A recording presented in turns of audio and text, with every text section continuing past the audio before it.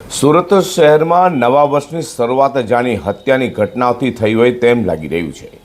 સચિન વિસ્તારમાં યુવાની ચપ્પુના ઘા મારી હત્યા કરાયાની ઘટના વચ્ચે લિંબાયતમાં જૂના ઝઘડાની અદાવતમાં 24 વર્ષીય યુવાનની ઘાતકી હત્યા કરાઈ છે।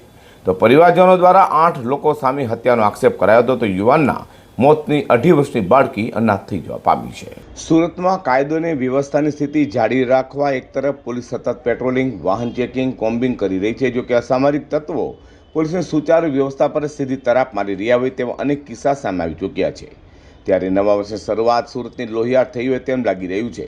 સુરતના સચિન વિસ્તારમાં યુવાની ચપ્પુના ઘા મારી કરેલી હત્યાની ઘટના વચ્ચે લિંબાયતમાં જૂના ઝઘડાની અદાવતમાં યુવાનને સરા જાહેર રેસી નખાવવામાં આવ્યો હતો। વાત એમ છે કે સુરતના લિંબાયત વિસ્તારમાં રહેતા 24 વર્ષીય જયેશ પટેલની ચપ્પુના ઘા મારી કરેલી નિર્મમ હત્યાની ઘટના લઈને પોલીસ દોડતી થવા પામી છે। તો બનાવ લઈને સ્થળે દોડી ગયેલા મૃતકના પરિવારજનો દ્વારા વિશાલબાગ, રાકેશ, ગોરખ સહિત 8 લોકો સામે જૂના ઝઘડાની અદાવતમાં હત્યા કરી હોવાના આક્ષેપો કરાયા હતા। બીજી તરફ પોલીસે લાશનો કબજો લઈ હત્યાનો ગુનો નોંધી હત્યારાઓને ઝડપી પાડવા ચક્રો ગતિમાન હાથ ધર્યા છે।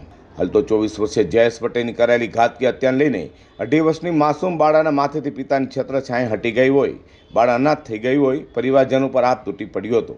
ત્યારે હત્યારાઓને ઝડપી પાડી તેઓને કડકમાં કડક સજાની મૃતકના પરિવારજનો દ્વારા માંગ કરવામાં આવી છે।